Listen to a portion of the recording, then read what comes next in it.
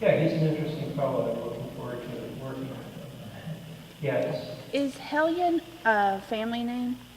Well, again, it happened to do with my father. My father's name is Bruce Herbert Glover. His acting name, he goes by Bruce Glover,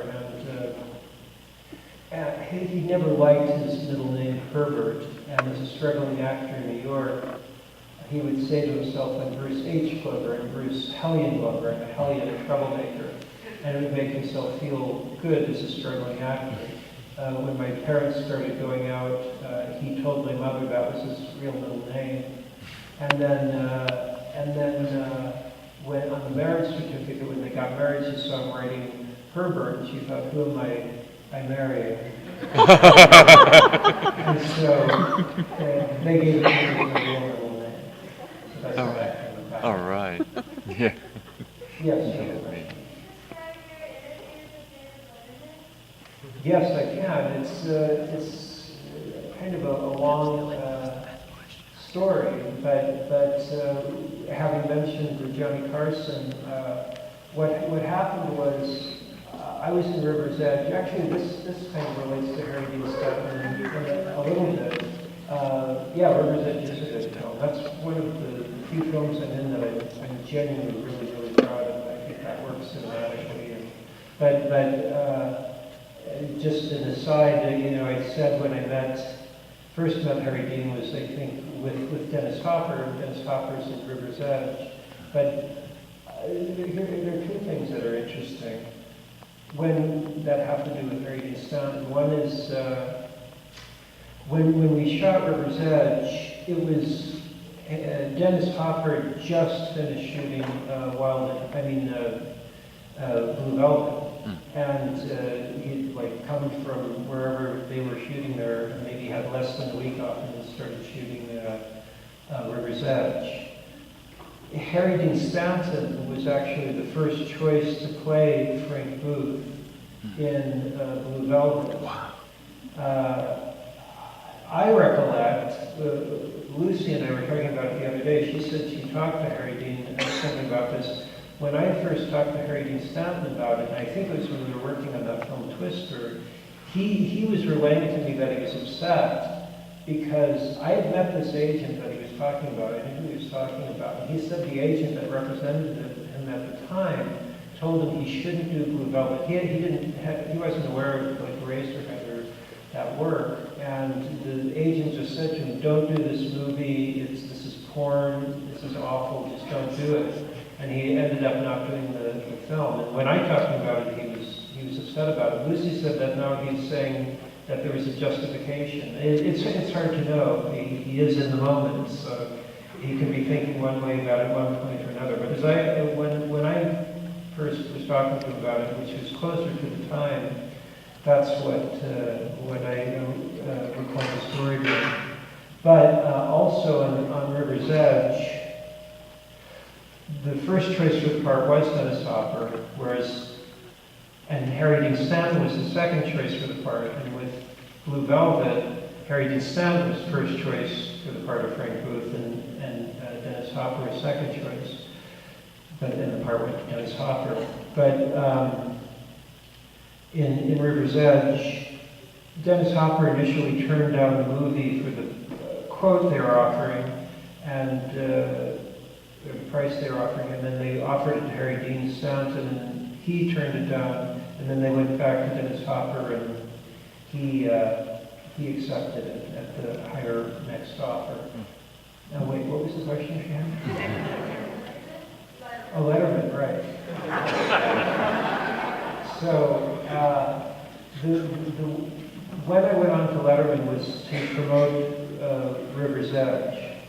So River's Edge came out in, I believe, in '86 or '87. It says something else on. It's mislabeled on YouTube.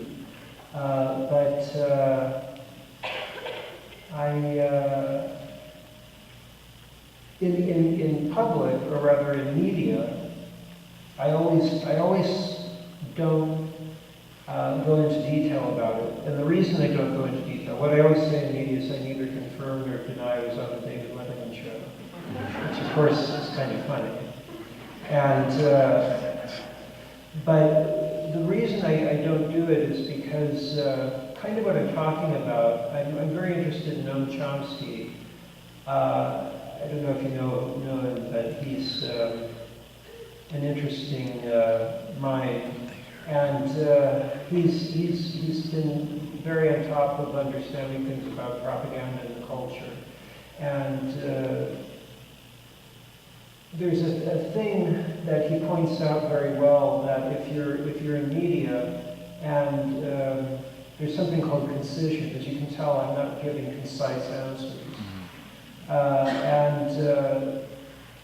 What they'll say on corporate television is that they won't have guests on unless they can meet concision.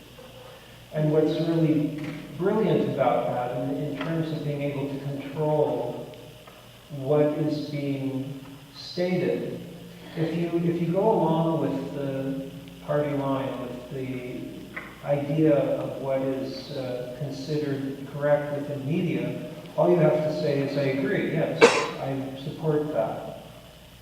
Whereas if you don't agree with what's going on, you have to give examples and reasons and history, etc., to put it in context with, if you just say, I don't agree with that, they say, well, you're a jerk, and they cut to a commercial, then what's been accomplished? Whereas if you go into great detail about it and give supporting arguments for what your point of view is, it takes time. So what it means is it's a way to control making sure that everybody does the right thing. Well, I wouldn't have used the kind of vocabulary that I'm using right now at the time, but somebody asked earlier about Johnny Carson.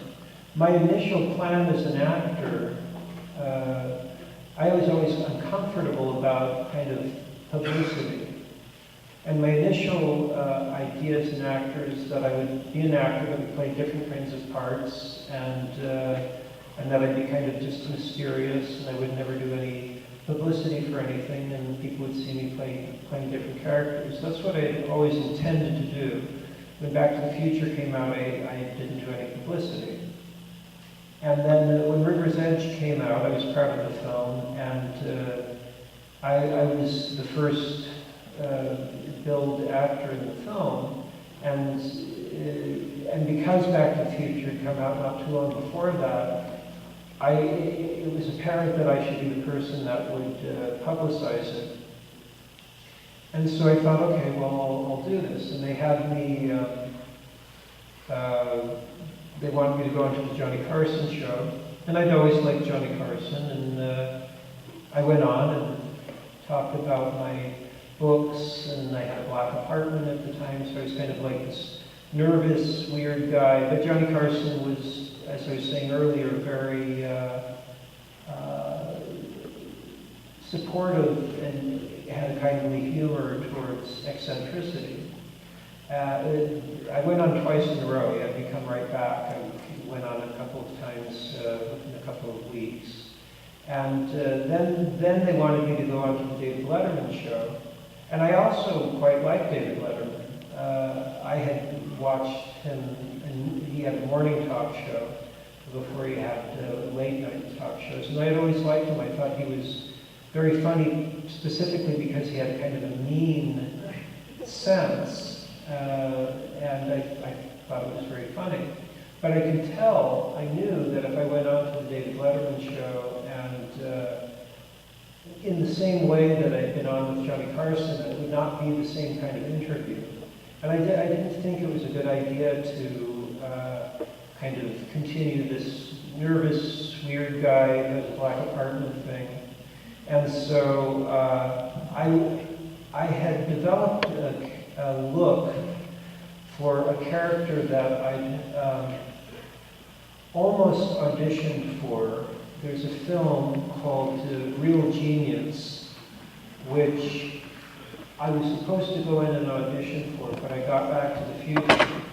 The character, I'm forgetting the name of the character, but it was a character that was supposed to have basically been locked into a basement. What's it called? Lasso right. Holyfield. That was the character I was supposed to audition for. And what I did was I got a look together for it. I lived off of Hollywood Boulevard at the time, and there was a supply sergeant still there. And this was 1984. And so I had gotten they had, some bell-bottoms from the 70s, and a short sleeve polyester shirt. I went to a wig shop down the street and got a wig. Somewhere I got those glasses, and it was a really good look. But I got Back to the Future, and I didn't end up going, on the audition. But I liked the look, and so I had a girlfriend that lived in the same building as I was in at the same time, and we used to leave our doors unlocked. And I got this, and my father in his acting class had these pump shoes from the 70s, from a movie that, these big tall pump shoes that somebody had worn in some movie or something. And I always thought they were interesting, and coincidentally they fit my feet, and I got those for that look as well. So then, like I say, this girlfriend left her door open, and I went down dressed like that and walked into her apartment, and she was like lying in the bed, and I walked past in a hallway into her bathroom, and I didn't announce anything, and it scared her, and I thought that was funny. And she didn't recognize me. And then a friend of mine who I worked on a film with, director friend, he came and picked me up. We were going to go do something, and I walked down to the lobby of the apartment building, and he didn't recognize me. And then he liked the look of it and started writing a screenplay for it. I did end up doing a film later with him called Urban and Ed, with that look, that outfit essentially. And he was already writing that screenplay. We didn't shoot that until like 1989. I think it was released in 90. But the screenplay had already started being written back in 86 or whenever it was that I did go on the Letterman show. And I was saying I said to that filmmaker, friend of mine, I'm thinking I should go on to the David Letterman show. The character had been named by that time as Ruben. And he said, yeah, that's a good idea, and you should be really normal, because he's seen the Johnny Carson show, and I was like this eccentric, nervous guy and whatever. And I thought that was an interesting concept. I went to New York. I only bought that outfit and something else I would have not worn. Like I didn't bring a suit, and I've always, whenever I'm in a public thing, I wear a suit, even then. And so it was kind of a challenge to myself. I knew I would do this thing. I knew also that I was going to you do a pre-interview on those shows. Even Johnny Carson, I did a pre-interview, but like I said, I knew it was going to have a different quality with Letterman. And so I knew I was going to give a different pre-interview than what the ultimate interview would be. And the night before the show, I went out, it was in New York, and I went out, and I'd never actually gone out into public dressed like that. And again, this was 1986. So there had not been a retro 70s kind of cool, that didn't really happen until about 1990.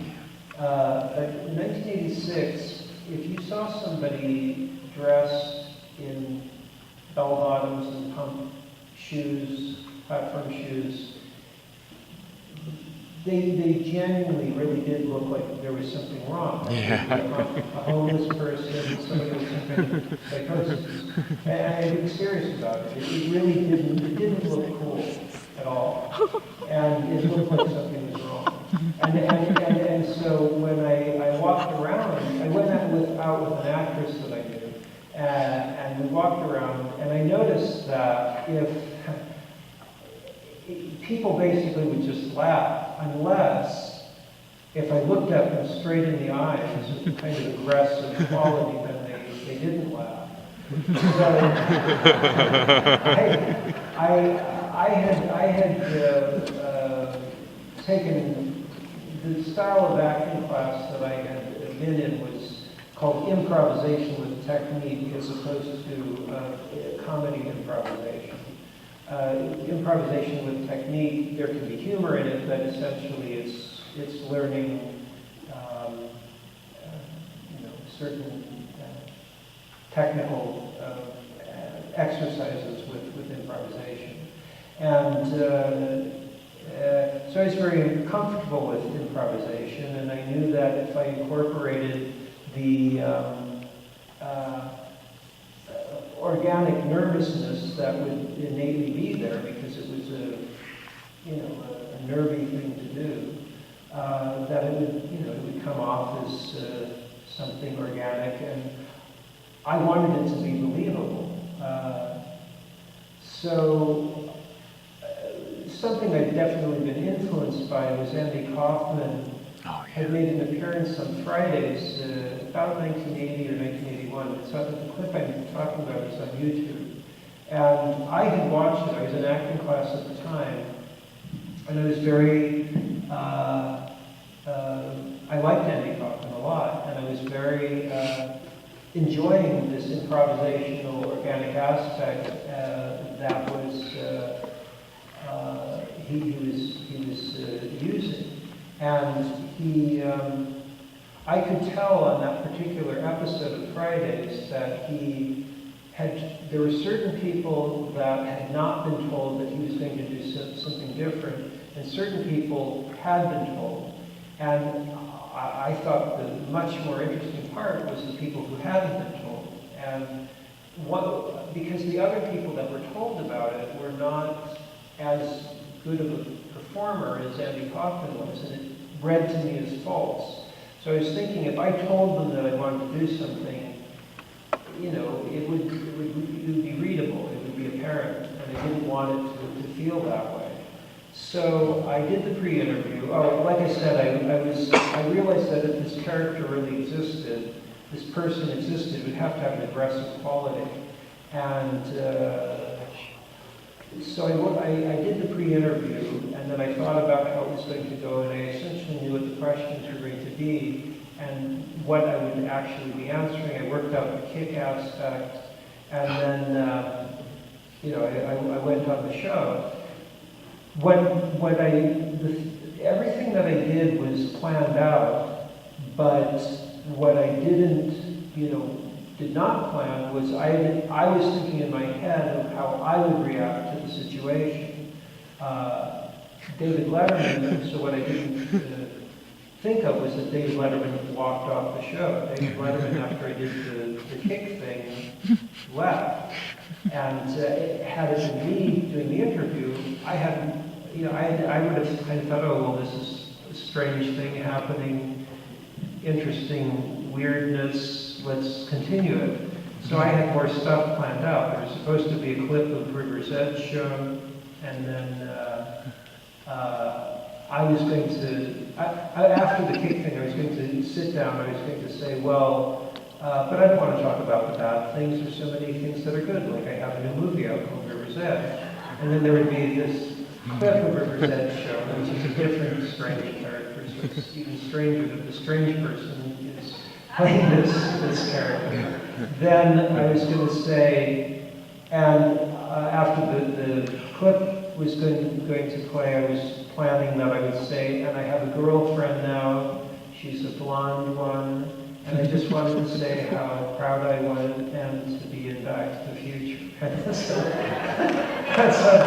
I had intended for the interview to end, but like I say, I did not predict that David Letterman would leave. And had I predicted that, what I really should have done was sat down and taken off the wig and said, well, welcome to Late Night with Crispin Glover. But right, yeah. I wasn't anticipating that.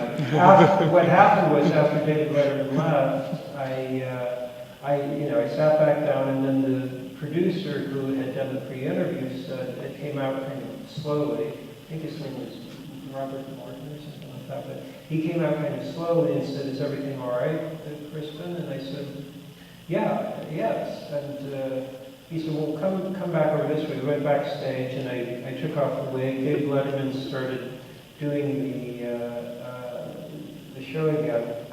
And I said to the producer with the wig in my eye, I said, you know, this is a joke, right? Don't you? And he said, a joke? You know, why didn't you tell us you wanted to do a joke? We could have worked something out. This makes you look bad, it makes David Letterman look bad. It's his show. And then David Letterman made some kind of joke on the thing, and I laughed. I went back out into the kind of hallway area where the makeup room is, and the show is basically ended. David Letterman came out of the double door exit thing into that room, and he had some people near him, and he was looking at me and very angry, and I said, I'm sorry, and he was angry. He was really I did go back on the show. I've been on the show several times, actually. But he did not like it. He was not happy with that.